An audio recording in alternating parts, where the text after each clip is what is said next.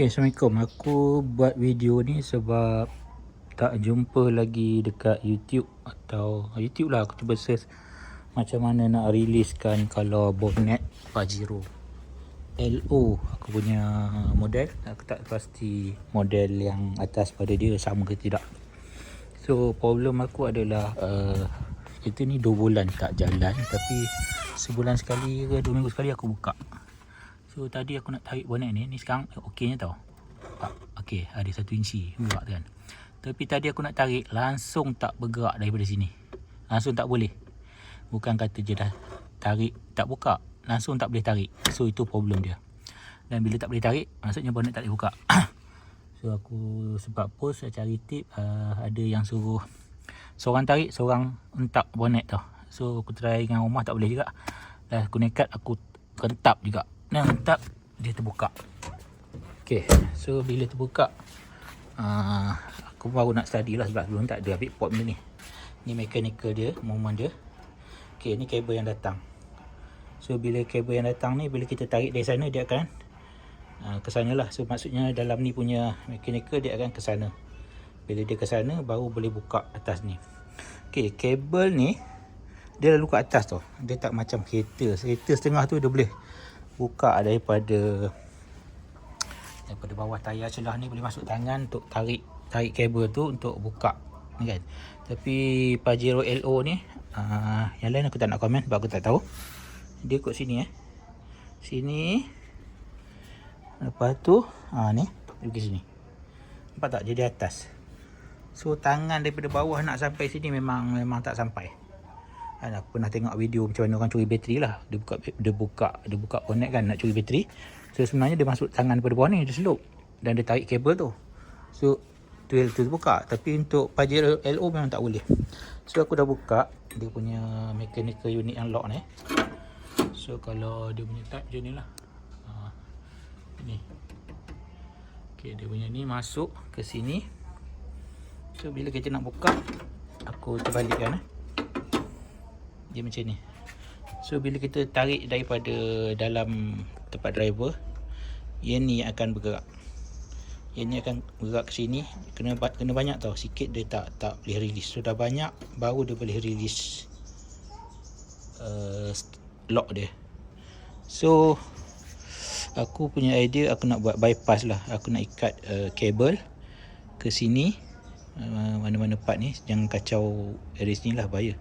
So kabel ni kena ke sini. So ada lubang spring nampak ni. So mungkin daripada sini ikat pergi sini dan juntai ke bawah kabel tu. So kat sini aku ada kipas kena jaga dan kabel. So mungkin kabel tu aku kena sorok untuk aku punya emergency. Kalau kena kes macam ni lagi, ataupun kabel putus ke apa-apa yang menyebabkan kita tak boleh buka, so kita boleh bypass daripada sini. So boleh tengok masing-masing punya sistem mechanical kalau kereta lain. So yang ni sebabkan dia nak macam ni saja. Dia nak ke arah sini. Dia nak tu ni kemari. So aku akan ikat kabel basikal ke brake basikal tu kemari dan turun ke bawah. So aku boleh tarik daripada bawah. So aku punya alternatif untuk kalau benda ni jam. Sebab bila ni sini ada hood. Kan ada hood ni. So hood ni tangan tangan tak boleh kot. Okey, aku try tak apa, aku tak bawah. So nak masuk tangan ni ke celah sini. Kalau korang nak cuba pakai tangan lah. Sini jari tak boleh masuk dah ni. Korang kena. Mungkin sini tengah pendek je, tapi aku punya ada kipas ni. So kalau aku nak buat wire kemari, jari tengok orang lah. Dia kat sini tengok. Tempat skru dia. So kalau daripada bawah ni aku bonnet tak ada ni sebenarnya. Bumper aku dah remuk tu lagi aku langgar tunggul. So kalau ada bumper lagi susah lah, jauh dari tangan. So kalau aku tak ada bumper ni pun boleh kat sini untuk buka dia. Kena tak muat, dia tutup. Jari dia sikit je.